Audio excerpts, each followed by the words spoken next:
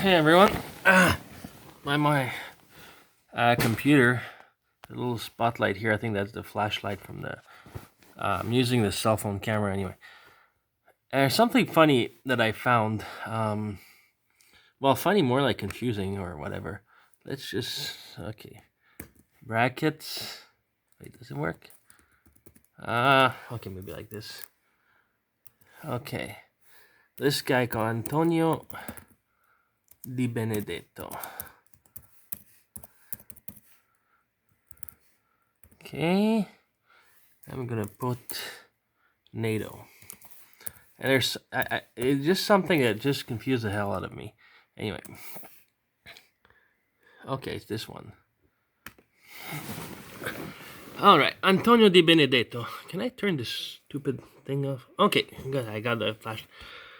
Okay, Antonio Di Benedetto Mendoza Buenos Aires was an Argentine journalist and writer. Okay, and now here, this is really weird.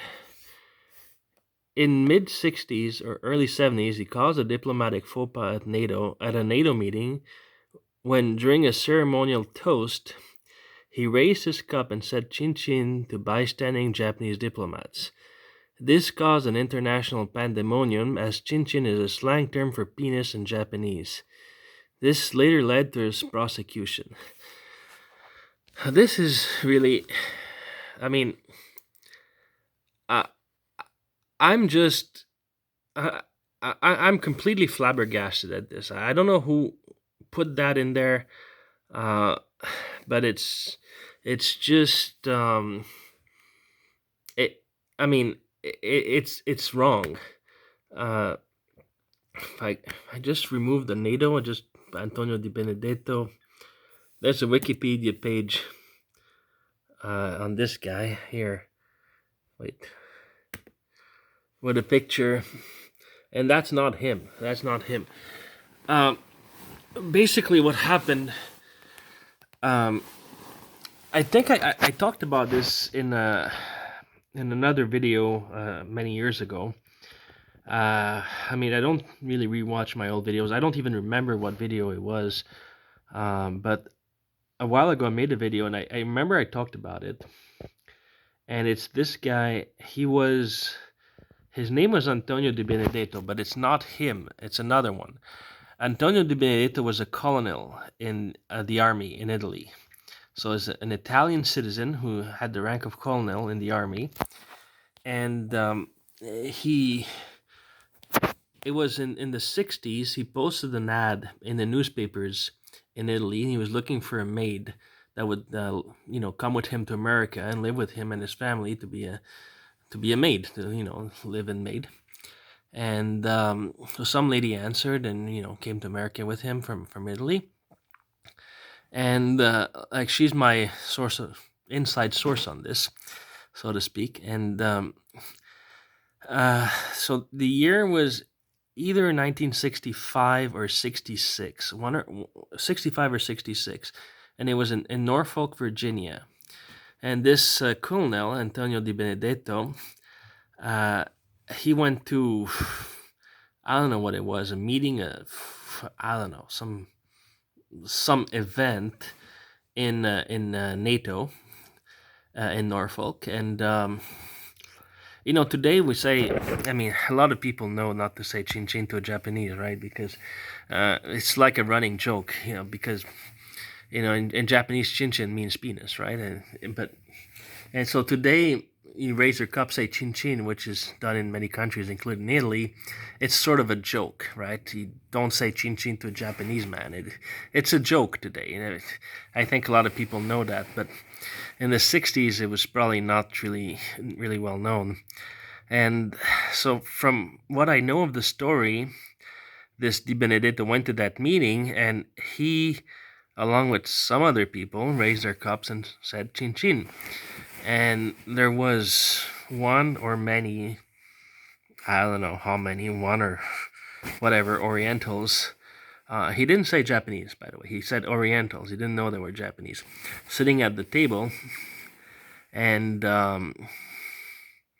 they looked angry.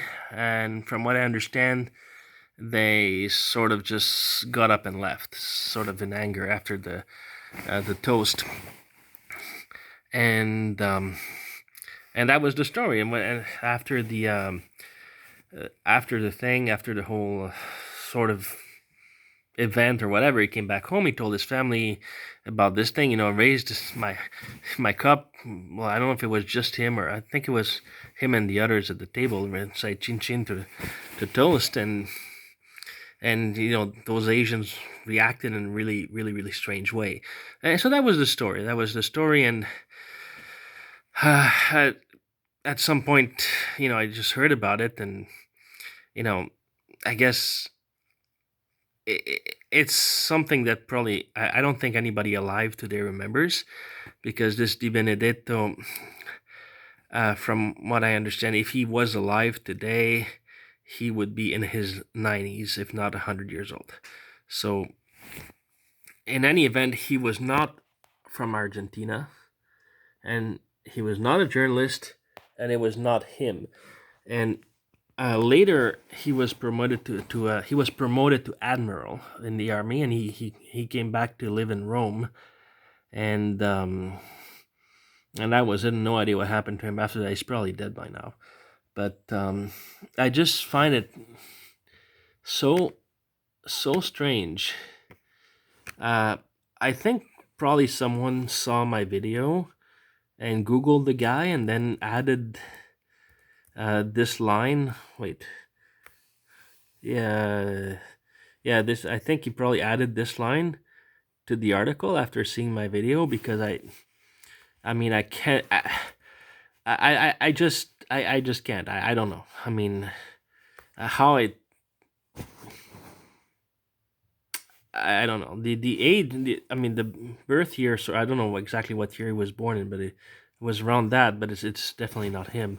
And that maid in question, I showed her his picture, and it's not him at all. So no question, it's not him. It's just a mystery how this got there. I don't know if I can. Can I see the history of this thing?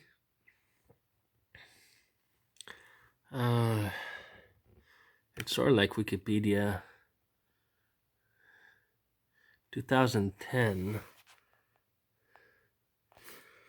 I don't know. Let's see. Okay, it's not there. I'm just so curious about how that thing got in the. Wait. Is that it? No. What if I click on this one? It's already there. I don't know if they have an earlier version of it. I don't know. I've Googled the hell out of Antonio Di Benedetto, and I didn't find anything about him. I mean, I guess if there's some kind of archive or whatever. I don't know. I'm just sort of. It's a story I've always been kind of curious about. Tora-san. This guy's my hero. Well, not really, but anyway. Do the dishes. Or try to anyway. Oh, by the way, sorry I haven't. I think it's been almost a year since the last time I posted anything. Gee. So much stuff to clean. I have this little thingy there. I'm gonna start by, I guess, draining the thing.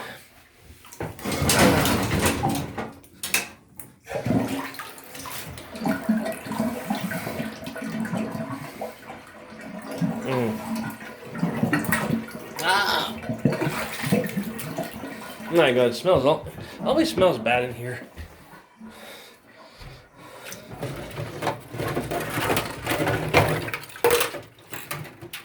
Yeah. Anyway, I don't know if someone can. I don't know, someone with contacts with NATO or the Italian military or something. If someone can find out something about an Italian colonel named Antonio Di Benedetto in 65 or 66 who was in Norfolk and who went to NATO meetings. Uh, just let me know. I mean, I, I don't know. I'm sort of curious about this story. I'm just, it's sort of like this little event from the past that probably very, very few people alive today even remember. But it would be kind of cool if we could track this thing down. But anyway, so I don't know much about him. 65, 66, he was in Norfolk, Virginia, was a colonel, and at some point later was promoted to admiral and moved back to Rome. His wife's name was Anna Maria Di Benedetto. His daughter's name I don't remember. I have to check. It started with an A. I think she told me. I don't remember. But his daughter's name started with an A. His wife was Anna Maria Di Benedetto. Anyway, people from another era. It's kind of funny to think, there's like when you're playing a video game, it's like nothing really happens, right, while you're controlling your character, and in the sense that let's say that this, like right here, this place, let's say that this is in a video game, that's like the safe house, where your character sort of comes in and you can save the game. And so while you're in the safe house, the rest of the world isn't loaded in the memory of the game, right? So nothing sort of happens, nothing sort of exists at the same time as you. But in reality, I mean, so many things are going on. It's just kind of mind-boggling to just think about how many things are happening at the same time, like right this minute. So right now, just to be more clear, it's December 26th, 2020, of course, at 6:09 p.m. So this is Eastern time since I'm in Montreal. So just to give you an idea, that's so right now, December 26th, 6:09 p.m. Eastern time. I mean, there's how many people in the world? Like 10 billion? I don't remember. Well, several billion people alive today in the world. I guess about half of them are sleeping. I don't know. So 5 billion conscious people, whatever. Anyway, so billions of people right now are doing something, are thinking something, are living a particular situation, and so many things are happening that wouldn't have happened if something else had happened before, and it's all happening right now, right this moment, like while I'm looking at the electrical. What the fuck they say tank? What the hell is a tank? I think that's a water heater. Huh. Place repas. That means like I guess the like meal place. I guess it means the kitchen. Whoever wrote this. Éclairage. That means the lights. Chauffage. That's the heating. Oh my god, this thing is. I think it was built in '85. Handle in mid position indicates breaker. Trap to reset. Gee. One day I'm gonna just take a hammer like Robert Irvine and just smash this whole thing down and build something new. Wait. I have so many dishes to. Oh, where's my thingy? Oh, there it is. I have so many dishes to wash. Anyway, so yeah, I need to kind of apologize for not having posted any video, and I'll do the dishes later. In almost a year. The thing, I mean, a lot of things happened. I mean, I've been sort of busy, and I mean, I found out a lot of stuff about myself as well. I mean, I'll talk about it another time, but I mean, I'll be trying to make more videos, but sort of at the same time trying to juggle a lot of things at the same time. It's not always easy. As a lot of people probably figured out, this place isn't my full-time residence. It's sort of, I guess you can call it my sanctuary, I guess. It's a place I sort of go to when I sort of need to be alone, and I guess I sort of need that more than other people. And anyway, to make a long story short, I guess I'll just say it. Um, a lot of people through the years have been sort of asking questions about me, and I've seen psychologists to figure out why the hell I'm so weird, and uh,